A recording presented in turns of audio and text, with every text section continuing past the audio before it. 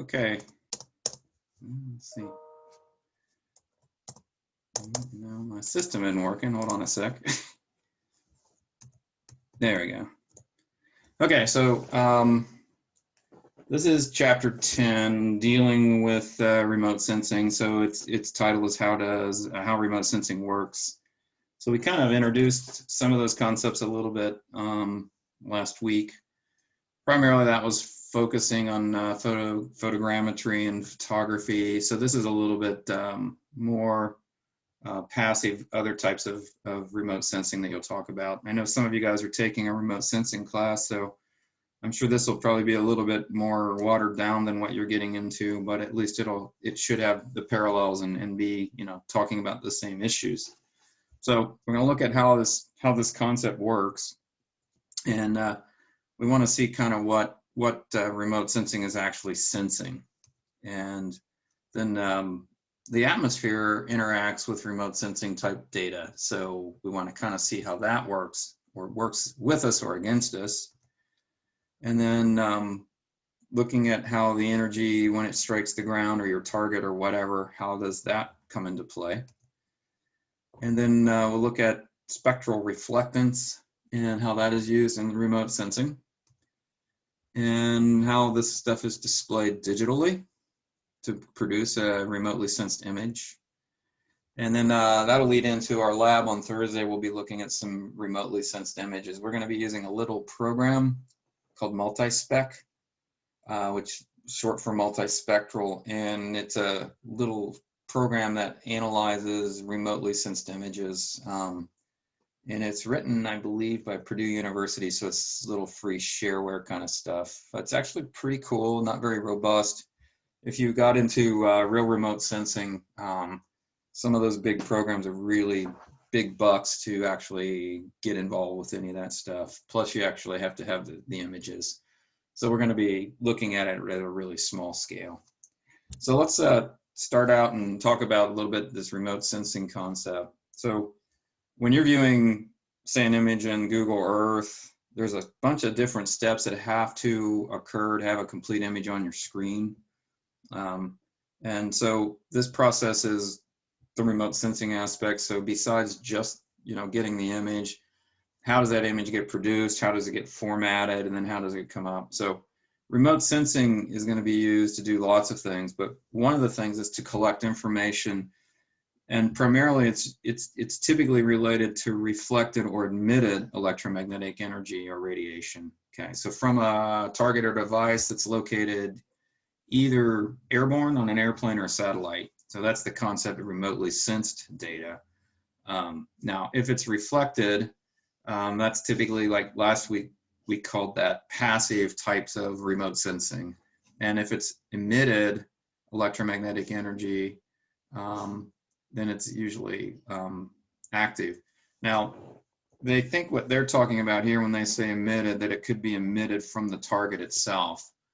So in other words, heat, for instance, something that is generating heat could be emitting an energy that can be picked up.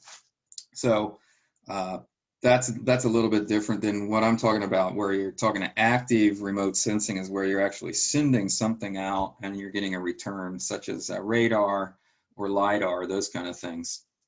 Okay. So remote sensing is basically just measuring reflectance from typically sunlight or sun's energy, which produces all kinds of bands of electromagnetic radiation. So you're not just looking at maybe just one or two bands, or maybe, depending on the remote sensing device, you're looking at a bunch, but primarily we're just looking at what the sun is contributing to this. So everything we're pretty much looking at in this chapter is looking at passive types of remote sensing. So we know that light takes about 8.3 minutes to reach the Earth from the sun from the time it's emitted, and so it's like 93 million plus or minus miles away. And so the energy passes through several layers, if you will. First, of course, is going through deep space, which has no atmosphere. But then when it hits the Earth, then it's going through the Earth's atmosphere. And there's several layers and several things of interaction that go on there. And that will make a difference how it strikes the ground, if it strikes the ground, and then how it's reflected back. So the energy will interact with objects on the ground, and then it reflects back to space. So that reflected energy, again, will pass through the atmosphere, and then it finally will be able to strike an airborne sensor if it's a satellite type base, and if it's down on a plane base, then it's going to be lower to the ground, and then it doesn't have to go back through the atmosphere. So this is an example, remote sensing, where you would have a remote sensing type satellite showing you what's going on here, and you're seeing the sunlight energy that's being transmitted through the atmosphere, and then it's striking different types of materials here. So you can see forest, water, grass, bare soil, and there's going to be several things that are going to happen here. Some of it's going to be absorbed, some of it's going to be transmitted, and then only a proportion of it is going to bounce back like it's showing you here. And the only piece that comes back to you is the piece that the remote sensing satellite can actually pick up. Now, what doesn't come back can also be a key of what's going on too, and we're going to kind of see that. So we'll see as we get into this how that can come into play. So what's really happening is measurements are going to be made at the sensor that are actually capturing that remote sense data. So you have a device or several types of devices that pick up either a certain band or wavelength, or multiple ones that pick up maybe hundreds, literally hundreds of different pieces. But basically it's just measuring what's being captured, that's that stuff that's being reflected. So primarily what this chapter is dealing with is what we call passive remote sensing. So it's just simply that measurement of that reflected energy. Now, again, if it's emitted, what we're saying is that the ground is emitting it for some reason. Like I said, something that's hot it will be radiating infrared energy. So that would be emitted from the target itself. So examples of this would be a digital camera. Digital camera doesn't do anything more than it just has what's called a CCD, a charge coupled device in it, which is actually just gathering information that it gets, which is primarily just your different wavelengths of electromagnetic energy or radiation. And active remote sensing is the kind that generates energy itself, casts it at a target, and measures what's returned to it. So we've got good examples of that. Like we said, radar would be an example of that. LiDAR, which is used a lot now for measuring heights, ground topography, those kind of things. Even like a reflectorless total station, that would be an example of an active remote sensing type of device. So LiDAR, laser scanner. So information being sensed is the reflection of electromagnetic energy or radiation off of your target. And you can consider light basically as one of two ways. It can be considered as a wave, you know, in physics, or it can also be considered particles. And so there's where they call that quanta. So you have kind of two physics out there. The more Newtonian stuff that is dealing with wave formation, and the other one is the quantum mechanics, quantum physics, which is dealing with particles. And so we're looking primarily at that wavelength kind of concept. Okay, so they were saying that light basically, or energy basically, travels in waves. And there's a equation that I'm sure you guys are all familiar with, that talking about wavelength. So we talk about wavelength, you think about a sine wave, has the up and the down troughs. So between any two upswings or two down troughs, you have the distance between two crests, or two minimum points. Those are called your wavelength, and that would be a distance usually measured in feet, meters, something like that. So that would be a linear distance. And wavelengths tend to be either long or short or medium, and that really defines what type of energy you're dealing with, because every type of energy is going to be categorized based on the distance between the two peaks or the two troughs. And frequency is the number or the measurement of the waves that occur within a fixed amount of time, typically a second. And so cycles per second, or hertz, is what they usually use. And we should know, or most of you I'm sure know, that all electromagnetic radiation or energy travels at the same speed, the speed of light. And so that means anything from red light to a radio wave to a gamma ray, they're all traveling at the same speed, but they occur at different points on the electromagnetic spectrum. So what's changing there is either their wavelength or their frequency, because when we multiply those two things together, they always has to equal C. So this diagram is showing you the concept of wavelength, and they usually use gamma, or lambda rather, for that. So this is from peak to peak. Notice that difference compared to this. So this would be a much longer wavelength as opposed to this, a shorter wavelength. And then of course, in the amount of time, if you're measuring it on a time, the amount of time it takes, that's your frequency. So because of the fact that electromagnetic energy has that constant speed, that speed of light, then we can develop this equation that says your speed of light, C, is going to be equal to your frequency times your wavelength. So if wavelength increases, frequency has to decrease, and vice versa, to make sure that same number a constant, okay, which is what, 186,000 miles per second, or 3 million, whatever, meters per second. So depending on what those two things are.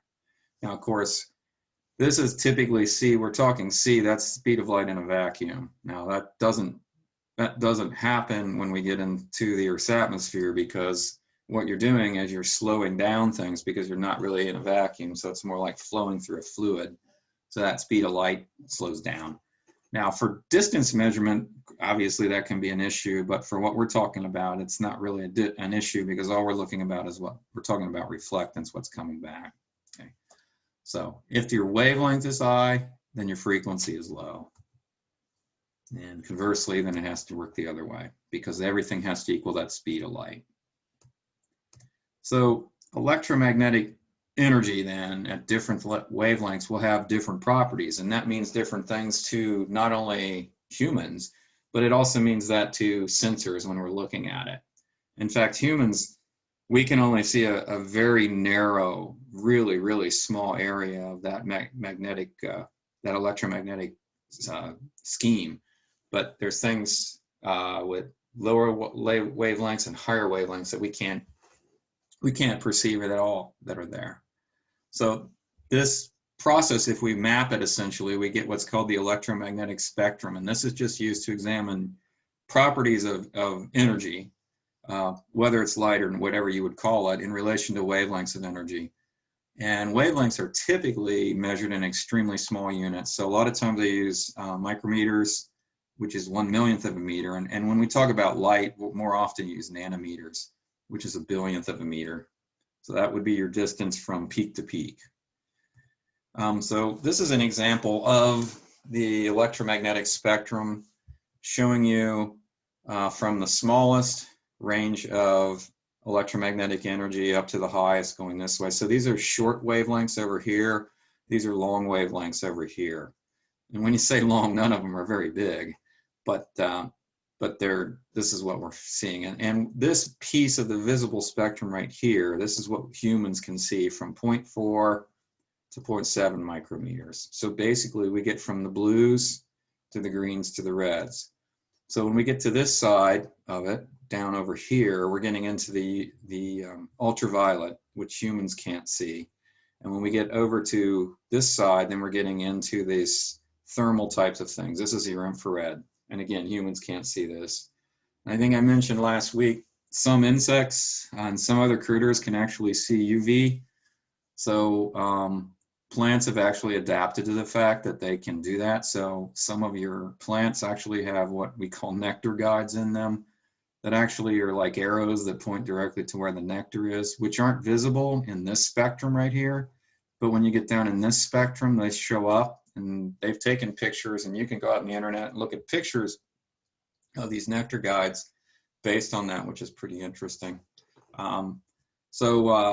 We can't see any of this stuff, and we know it exists, and same thing with this. Now, remote sensing, the thing is, what's cool about it, it can pick up pretty much any range you design it for.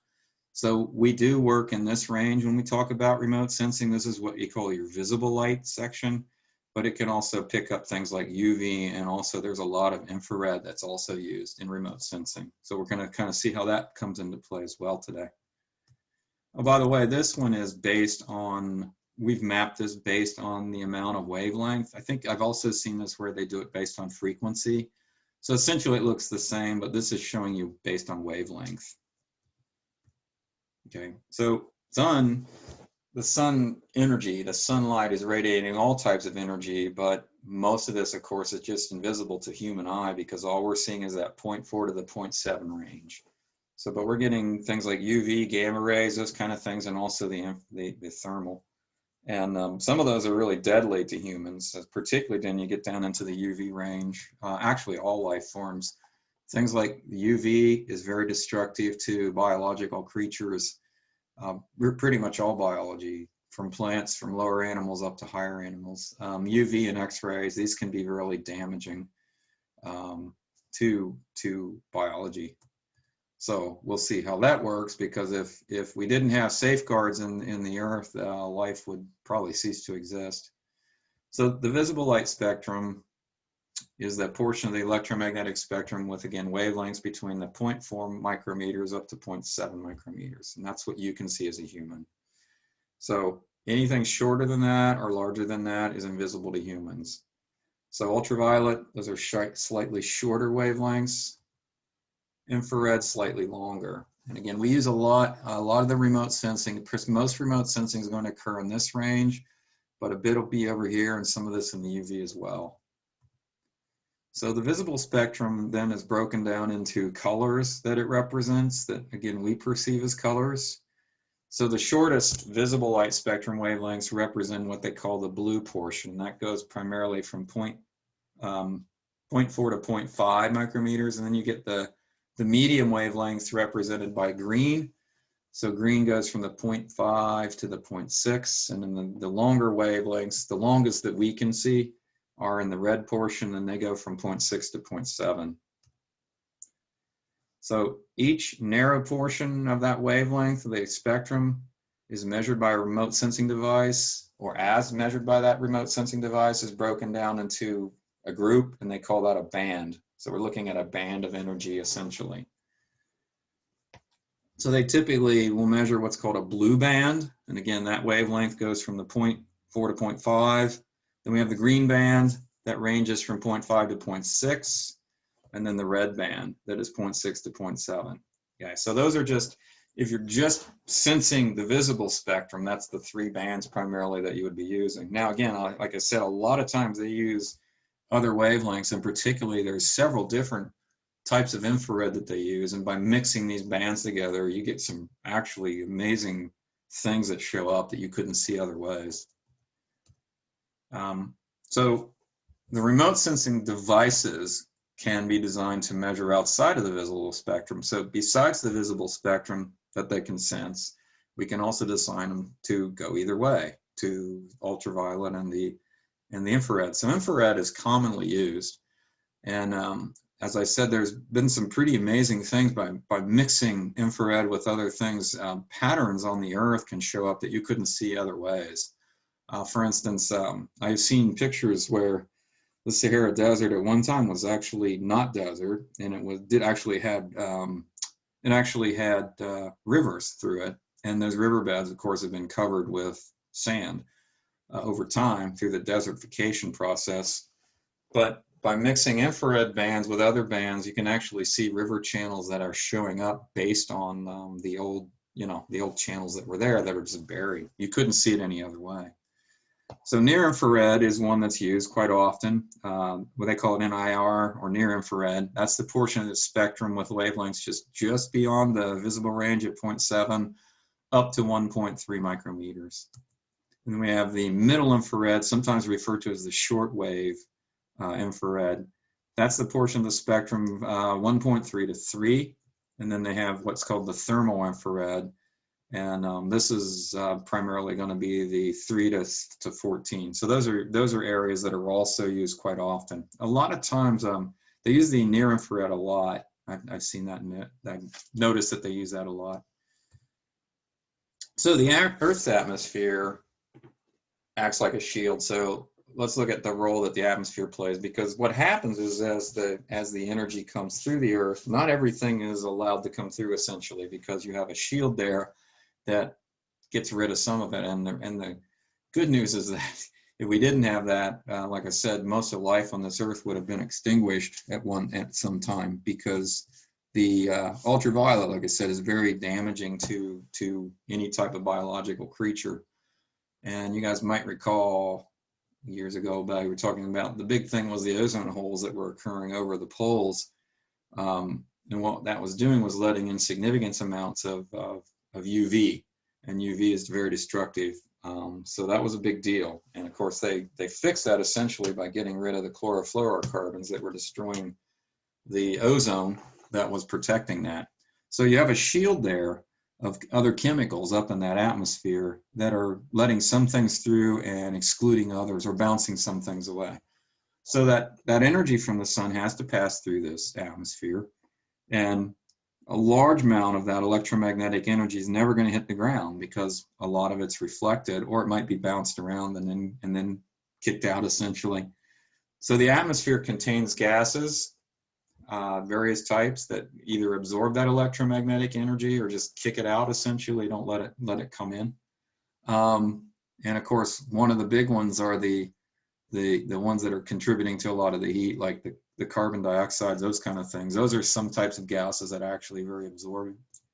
Ozone absorbs wavelengths of energy in the ultraviolet range, and that was the one that was the big deal. When we have a layer of ozone that surrounds the Earth essentially, or is part of the atmosphere, and that was creating big holes over the two polar areas, particularly in the South Pole.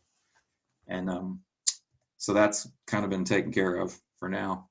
Very short and very long waves are also absorbed.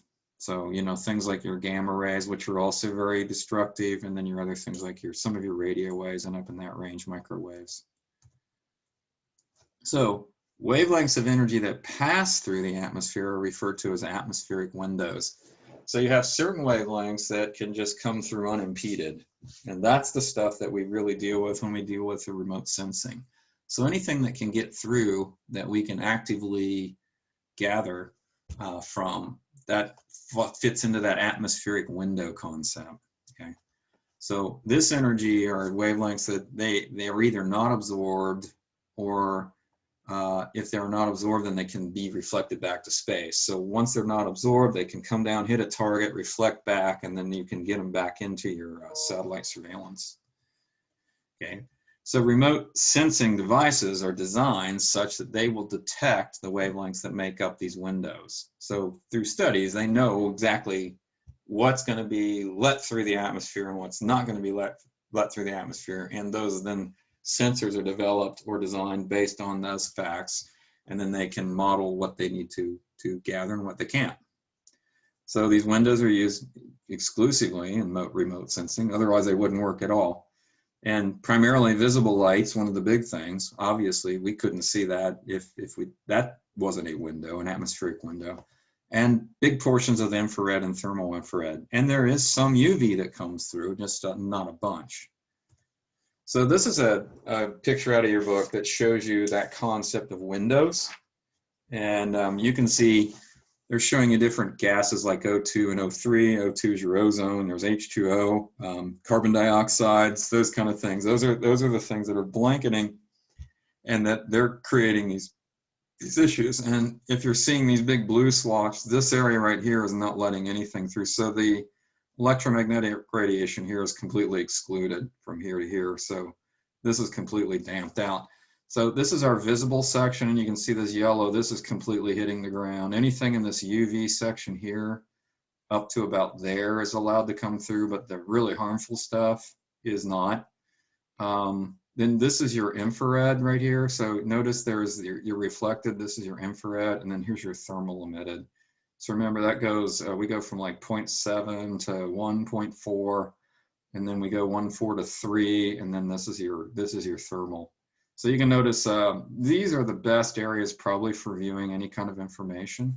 Now notice there's quite a bit of microwave radiant energy that comes through. I don't know that they're using that too much. I guess they could from a standpoint of a sensor. I've just never heard of that. So while light is being absorbed, Okay, some of that light, or some, I guess you don't necessarily want to use the term light because it's not what you would all consider light, but any of that electromagnetic energy out of that whole spectrum, from the shortest to the longest wavelengths, you know, some of it's being absorbed and then others of it is being scattered. And that scattering occurs due to particles that are in the atmosphere. So there's all these little aerosols and particles that are up there in the upper atmosphere, and they play havoc with this as well. And there's three types of particles, or scattering, I guess you would call it scattering, that are based on the types of particles that you have. So the three types of scatter that occur are the Rayleigh scattering, my scattering, and the non-selective scattering. So in this case, the Rayleigh scattering, the scattering of light, or the energy, is caused by particles that are smaller than the wavelength that's hitting them. So the energy that has smaller, wavelengths greater than the particle, or smaller than the particles rather, is being scattered. Example of this would be the blue colors that you see. This is what Rayleigh scattering is, what causes the blue skies that we see here on Earth. Okay, due to that scattering of the blue light. My scattering occurs when the particles have the same size as the wavelength that's being scattered. And I think that's responsible more for the red sunsets at night that you get, because you're going through more atmosphere. And then non-selective scattering is just, it's scattering of light caused by particles that are larger than the wavelength being scattered, and this just scatters things all over. So those three things happen. You have the scattering and you have the absorption by the gases. So then what gets through is what we use in remote sensing. So the energy that makes it to the Earth, we have three things, one of three things that can happen. It can be transmitted through a target. Okay, it can be absorbed by a target, or it can be reflected off of the target. And what's most important for remote sensing is the stuff that's reflected. So a good example that your author uses of that transmitted, he said, just think of a car where the light comes through the car window and it then gets into the car. That would be an example of transmitted energy. Absorbed would be something like a hot pavement, or a blacktop. So when that sun hits that, you guys all know that's going to get pretty hot. Even on a cold day, it's going to get pretty hot. So what's happening, that radiant energy is being absorbed. So if it's transmitted or absorbed, it's not being reflected back. So the only stuff that's important to us is the stuff that's hitting a target and reflecting off of that target and then going back up and out and ultimately being able to hit the sensor. So then absorption can occur also when you have that absorption, that energy is trapped and it's held by the target, so then it doesn't go on at all. But this is what's responsible for us seeing color, particularly in things like clothing. So when you have visible light, it's made up of all colors, okay? But if you've got a green sweater on, what's happening, the dyes in that sweater are absorbing every other piece of visible light from the 0.4 to the 0.7, but it's reflecting back to your eye anything that's in that green band. So that's how we perceive color. The objects that we're looking at are absorbing, but they're reflecting back the things we don't see. Plants, for instance, they're green because they're using the red wavelengths primarily to do their photosynthesis with, but what we're seeing is what's reflected back. So all the other bands are being absorbed, utilized, and then what we're seeing is what's reflected back. Okay? So remote sensing devices are measuring the reflected energy, or the reflectance of energy from a surface. And the total amount of energy that strikes the surface we define as incident energy. But not all of that is useful from a standpoint of remote sensing. So basically, incident energy is the sum of energy that's transmitted, absorbed, and reflected per wavelength of electromagnetic energy. So it's defined as I, which is incident energy, is equal to the transmitted amount of energy plus the absorbed energy plus the reflected energy. But again, for remote sensing, all we're really looking at is the reflected, because the absorbed and the transmitted doesn't do it any good. So what we're doing is measuring the reflection of energy per wavelength. And so we can define that as that rho is your reflected energy divided by your incident energy times 100, and we put that in percentage. So they basically strip out the transmitted and the absorbed, and they're dealing with that. And this is referred to as spectral reflectance. So that's your percentage of total incident energy reflected. So rho, this concept of rho, this is your spectral reflectance. So that's exactly what we're dealing with, and that's what your sensors are picking up, the amount of spectral reflectance and then all the different wavelengths that they're targeted for. So all of the items on Earth's surface are going to reflect energy wavelengths differently because of the different types of materials, their structure, their chemical compound, all of those kind of things. So anything that's reflecting stuff back is going to look different. You see that. So for instance, if we look at such items as grass, bare soil, beaches, bodies of water, they all reflect different portions because, for instance, you got a lot of absorption going on in water. So what it reflects back is going to be completely different than, say, bare soil or even plant. Because like I said, plants primarily are going to shed back a lot of other things like the greens. So if we're looking at visible energy or near infrared energy, they're going to be all different. You can have middle infrared energy and you can have emitted thermal energy. So each one of these materials are going to have different amounts of reflectance that it sends back. And sensors measure all those energy wavelengths simultaneously to different objects so they can begin to start to map these out. If you look at reflectance values for an item of all the wavelengths, you'll get a unique pattern that develops. And this is called a signature or a spectral signature. So each object can be identified by its own unique pattern that it develops, and that's called its spectral signature. And this is actually a really cool thing that you get into with remote sensing. But I've read some pretty cool stuff about this. But what you get is you can basically produce a map of different materials, and based on their spectral signature, you can tell what you're looking at to the point where you can almost identify species of plant. I read an article years ago that one of the things they've done in it was one of the national parks out west, in the area where they have a lot of grizzlies, they try to keep grizzlies away from people because they don't mix very well. This is Glacier National Park. And when the grizzlies would start to emerge after the winter, they would go and target this particular plant that was actually becoming active in the spring.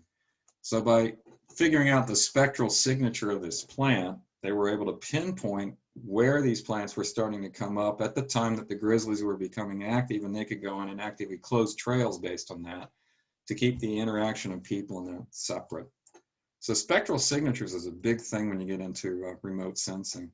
So that's a unique identifier for a particular item, and it occurs across the whole spectrum range that you're changing. So you can basically just produce charts of this per your wavelength. So this is a good example, just showing you kind of a rough one. This is showing you different types of things. So notice, like this grassland, for instance, this is showing you how much it's reflected. So notice in this range, this is your blues down here. Your blues there's not as much, but as you start to get up to the green, a little bit more. So your green is over here. Notice this is most of where your green is. But then where the visible is about to right here. So notice it absorbs most of the reds and most of the blues. It emits most of the greens. But up here, this is interesting. This is your thermal and your infrared over here. So notice this is showing you a grassland specifically or generally, but I'm saying you can actually produce a signature like this for a particular species of plant. So for instance, oaks might be different than, say, ashes or something like that. Notice this red sand pit, how it's different, a lot different from the woods here, or they got a pine woods and they have grassland, red sand pits, silty water. So you can see all the differences. So these would be spectral signatures.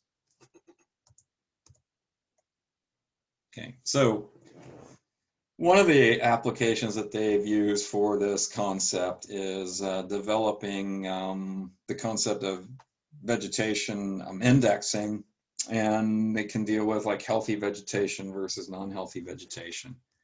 And this vegetation health is defined by the fact that healthy vegetation has a strong reflectance of near-infrared energy, but absorbs most of your red.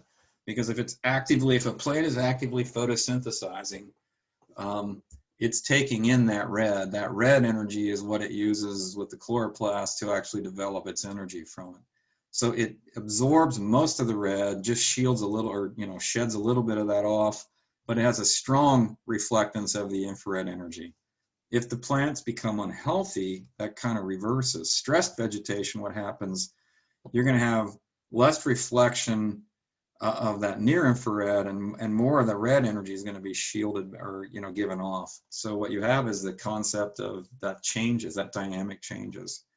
And by studying this, you can process images to measure the healthiness of vegetation based on the two compounds, looking at the percentage of the infrared versus the red that's coming in and being transmitted back.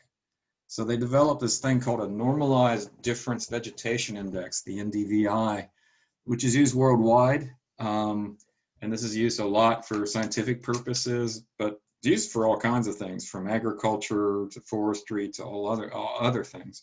And it can be used basically looking at that comparison of the infrared to the red energy. So it's just that method of measuring that, and it's very simple. It's basically just a percentage. So you take your near infrared readings minus your red infrared readings divided by your near infrared plus your red. And what you get is you can multiply that by 100 to put that into a percentage, and you're going to get return values anywhere from a -1, which would be completely non-vegetative at all, or either no vegetation like you would have in let's say a city that was just all pavement, to healthy. The healthiest vegetation you could have would be a #1. Okay, so anything higher than 0 is going to be vegetation probably, and anything less than 0 is going to be probably non-vegetation. So values closer to 1, healthy vegetation. Low values indicate either unhealthy or lack of biomass. There's just nothing there at all. And very low would indicate non-vegetated areas.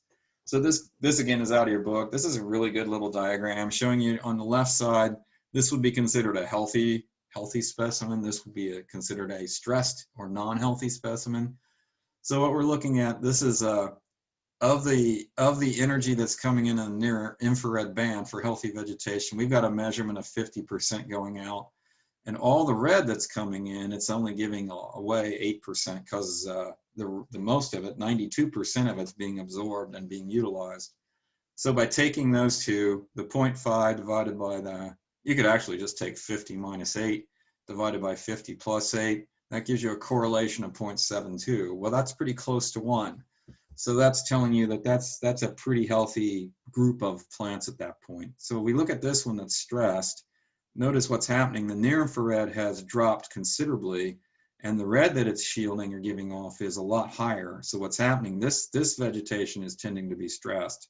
So when we look at the correlation here, it's a 0.14, really low. That's a bad correlation. So that would tell you that you're in an area of unhealthy vegetation. So these NDVI, this normalized difference vegetation index mapping that you can see going on, they do this for the world. And you can see this is showing you values from 0, which would either be no vegetation or not very healthy, up to, in this case, it goes to 0.9. And you'll notice, of course, these areas right up here on the map, that's where your desert is. This is the Sahel region.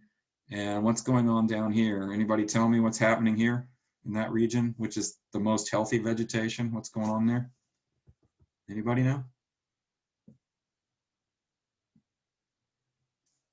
That's a band of the earth called the rainforest. So what's happening? This is where you have the most diversity, and usually your vegetation is the healthiest. And one of the hot spots right here, this is the island of Madagascar. And Madagascar probably for its size has more rare and endemic species than any place in the world right here. And you can see it's actually a pretty healthy island, although they're actually cutting the forest down like crazy in here. So you're noticing these little inroads. You can see these pockets of inroads that are happening. And also what's happening is as the earth is changing its climate and things, that this desert is moving in this direction. So that's a process called desertification. So you can compare these maps using these indexes from, say, year to year, and you can actually watch these things grow and change sizes. Okay, so this is a pretty important concept. It's pretty neat the way they do it, and this is all due to that remote sensing concept. Okay, so once your digital data has been collected, you have to transform it into something that you can view on a computer screen. So the values that you're getting from your sensor are just percentage values of what it's receiving, and it's based on whatever wavelength it's receiving. Okay, so sensors also, they only are set up to see a finite area, and they record measurements of that particular section with a particular wavelength in mind. And the amount that the sensor records, the smallest value, is referred to as spatial resolution. Now, we've already kind of looked at that with the raster stuff we did. We talked about the resolution of a raster. We called it maybe a pixel or a grid square or a cell. Well, you're using the same concept with remote sensing.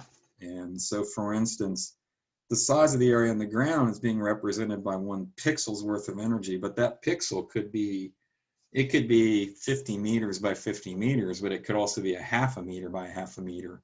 So that depends on how big the array is on the satellite and what it's capable of doing. And of course, the resolution, the more pixels you have, the higher the resolution. Okay, so that spatial resolution contains a kind of visual information that can be, or defines or constrains, if you will, the visual information that can be obtained by it.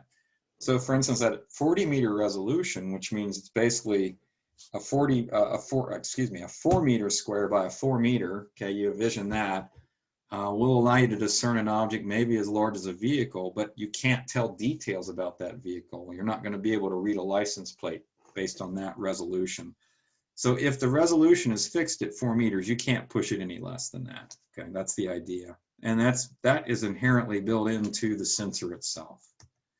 If you have a half-meter resolution, that's going to allow you to determine a whole lot more detail. Again, maybe not read a license plate, but you can see other details. And they've pushed this, by the way. These numbers are getting smaller and smaller now. So they're getting pretty. There's probably more out there than we even know of, because I'm sure that there's a lot of spy things that are going on that they're using higher resolutions. So due to your atmospheric effects, there's not a one-to-one relationship between reflectance and measured radiance. So what you do is you're going to assign these things called brightness values. So the energy that your sensor measures is converted into a series of pixels that receive these things called brightness values. And the energy measured by a single pixel is going to be based on a predetermined scale that you're measuring it under. So these are also called digital numbers, or DNs.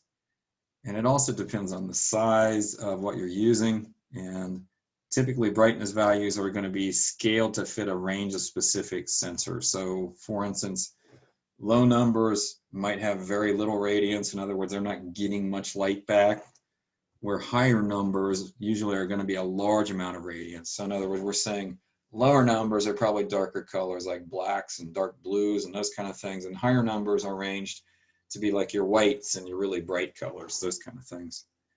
And each wavelength band that you're measuring, okay, so whether it's green light or red light or whatever, is going to be assigned a brightness value in each range of the pixel in that image. And these can then be translated into a grayscale that can then be viewed on a screen. So basically what your sensor just gives you, it just gives you these numbers of radiance, and then those are going to be converted into these brightness value kind of concepts that can then be used to visualize that on a screen. And a lot of times I use what they call 8-bit imagery. So 8-bit is basically, it's binary, and what you're doing is taking 2 to the 8th, which gives you 256 values. So you can go anywhere from 0 to 255. So that's what you're doing. You're taking all those ranges of colors that you're getting or values that you're getting, and you're saying it's either going to be a 0, a 1, a 2, or whatever, all the way up to 255. And the lower colors will be represented by the, you know, the darker colors by the 0s, 1s, and 2s, and the brighter colors by the 254, 255 kind of thing. Okay. And when you're doing this with visible light, it's called panchromatic imagery. In 8-bit imagery, that's that digital image that carries a range of brightness values from 0, which is black, to 255, which is white. And again, that 8-bit refers to 2 to the 8th. That's where you're getting 256, 0 to 255. Wavelengths then are normally invisible to the eye can also be displayed this way. And this is what they call other types of imagery. So we're going to use that 8-bit imagery in visible light with but we're also with other lights. So panchromatic is a black and white imagery formed by just looking at the entire visible spectrum portion. So all you're doing is looking at visible spectrum. That's from the 0.4 again to the 0.7 of the electromagnetic spectrum. So here's an example, what you're showing. This is what the sensor is giving you, okay? So it's giving, this is a percentage of that color, what's happening out there. And so based on that type gray, putting it in the 0 to 255 scale, that color turned out to be an integer of 170. This one to 85. So notice the darker the color gets, the lower the number gets. Because remember, the scale is 0 to totally black to 255 totally white in this grayscale concept. So you can see, like, for instance, this pixel here, it gathered a white color, and we're mapping that as 255. So what you're noticing, this is what your brightness values would be. Now, by the way, there's other types of imagery besides 8-bit. You could use 16-bit. Okay, that would be 2 to the 16th. So, I mean, you can get different ones. Remote sensing devices are going to be capable of measuring more than one wavelength of the spectrum, and they can do this simultaneously. And this is where it gets really incredible, some of the stuff that you can do. A lot of those satellites out there are set up to do just multiple bands. So common devices can measure or sense 7 bands, 10 bands, and 36 bands simultaneously. So probably the older satellites, some of the older ones that were done initially were the lower bands, like 7 and 10. This has been done on a regular basis by the US government, started with our program called Landsat. We'll talk about that next week a lot more. But it's been continued, and you know, all the other countries are doing this. France had one called Spot at one time. I think they might have changed the name on that. So this has been used for quite a while. If you have multiple bands like this is referred to as multispectral imagery. And hyperspectral imagery is going to sense like hundreds of bands simultaneously. So we use multispectral a lot, but hyperspectral, that's obviously a lot more data driven, a lot more intensive, probably very costly type of stuff. So multiple bands of energy can then be taken, or let's say those multiple bands can be combined in a viewing image. Okay, so you can take your greens and your reds and your this and your infrareds, and you can mix those together, and you can produce pictures from that. And you can put them in color and do all different types of things with it.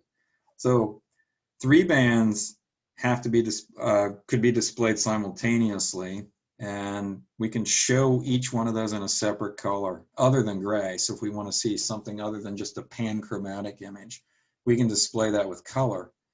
So the old concept of a computer monitor being equipped with a color gun, that's no longer really true anymore, but that comes from the concept, if you're familiar with the old TV tubes, that was called a cathode ray tube.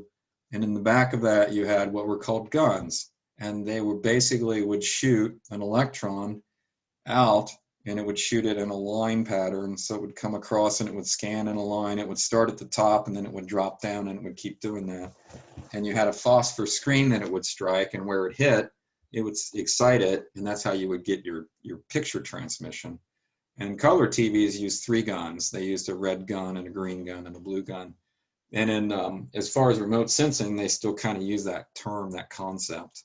We're going to deal with that a little bit on this lab. You're going to see that. So there's equipment that's used to display your colored pixels on screen through the use of colors red, green, and blue. Those are going to be your common colors. And so each color, red, green, or blue, has that scale that it uses from 0 to 255. So you have 0 to 255 scale for red, 0 to 255 for green, and 0 to 255 for blue if you're using an 8-bit image. And again, the range is going to go from the darkest, so you would have the darkest green would be 0 to the brightest green, which would be 255 if you're in the green band.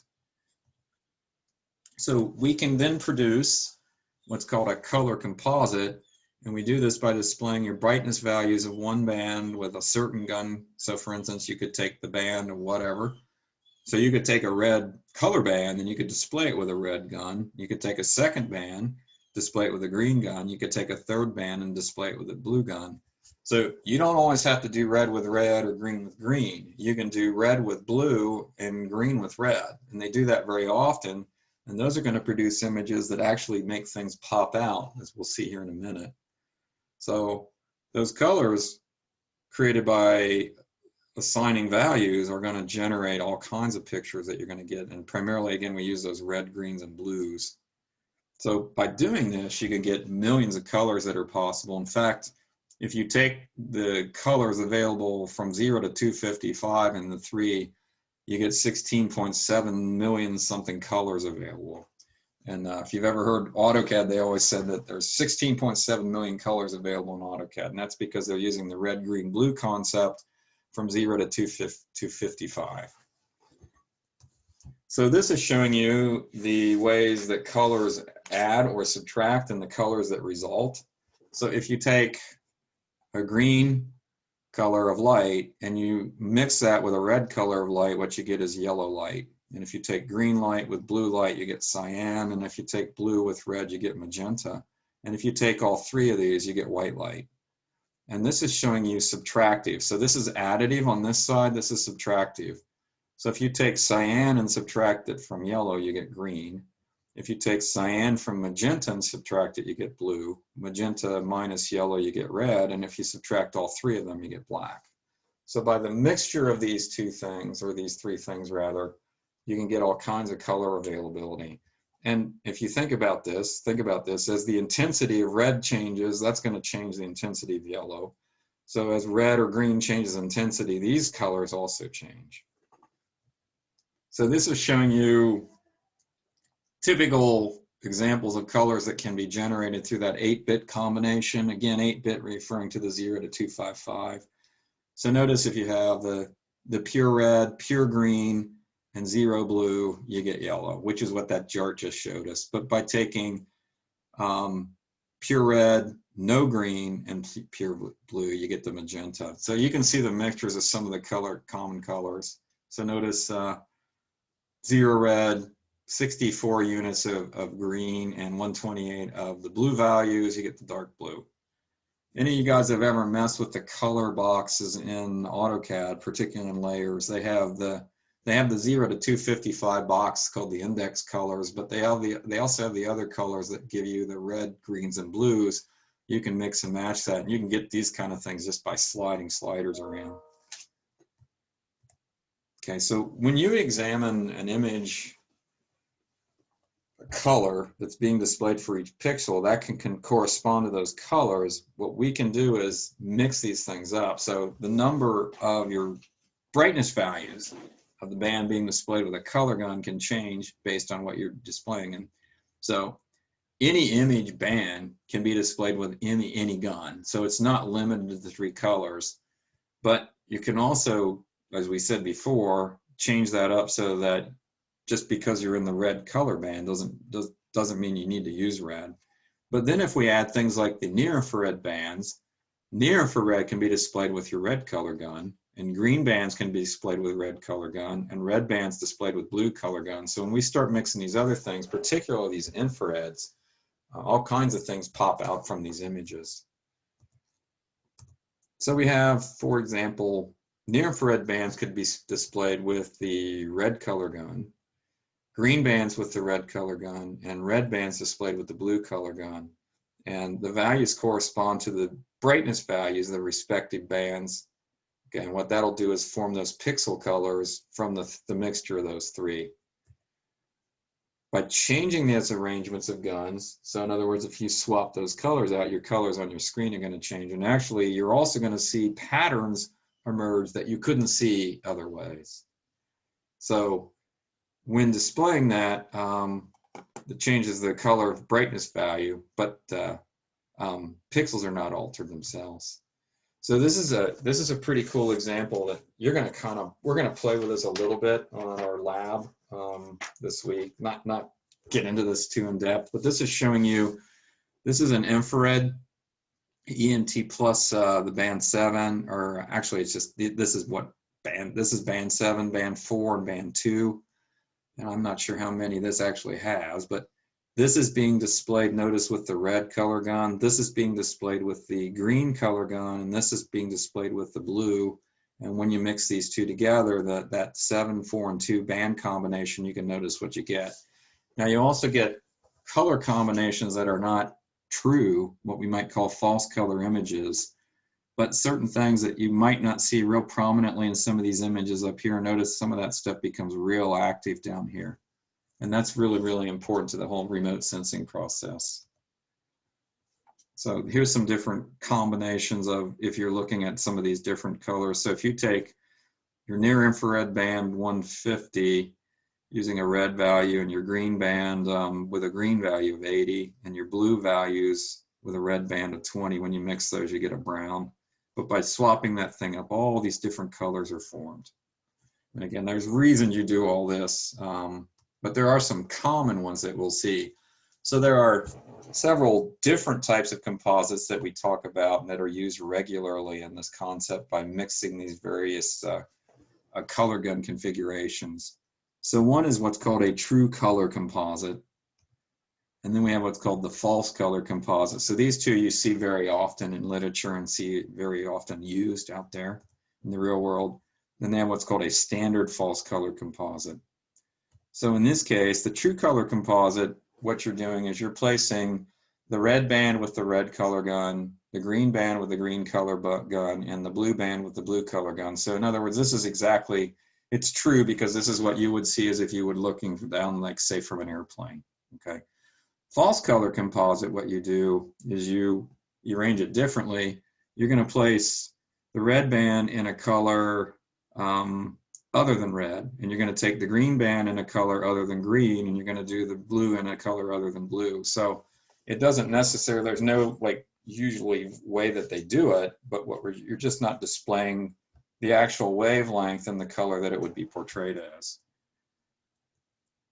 So this is an example of a true color composite and a false color composite. So this is Cleveland, Ohio. And we're looking here, this is your true color composite. Now, it probably looks better if you could see that on a real screen, but you can see where there's a lot of white and grays and whatnot. That's city primarily development, but then there's a lot of forested areas which are going to be more green.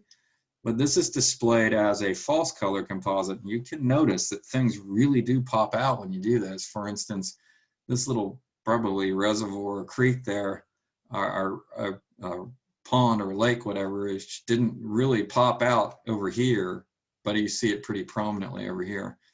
This creek that's meandering over here, that shows up quite a bit. The Cuyahoga River, which is coming right through town right there, that shows up pretty drastically when you look at this false color composite.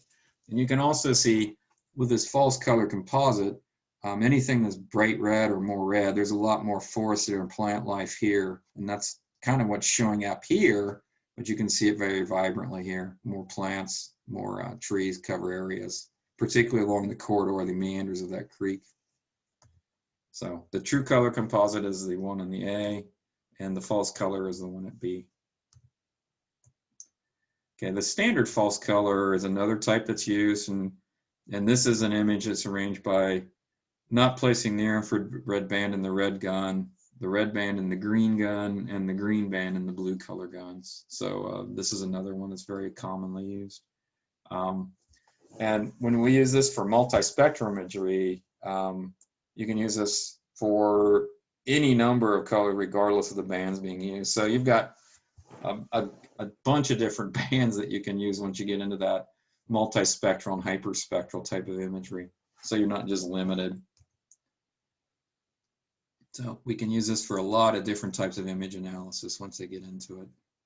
Okay, so that's kind of it. This is a nice little chapter. I think it's kind of a good introduction. Like I said, I know a lot of you guys are taking a course in remote sensing, so I'm sure you've talked about this if you've gotten into that, but this is just a little bit of an introduction. So we're going to be taking a look at this as a lab. There's going to be a real simple little thing that we're going to be dealing with on Thursday. And so yeah, that would be it. So if anybody has any questions, I'll stick around. Otherwise, I'm going to just go ahead and end the recording now. And then you guys will be free to go. So if anybody wants to stick around,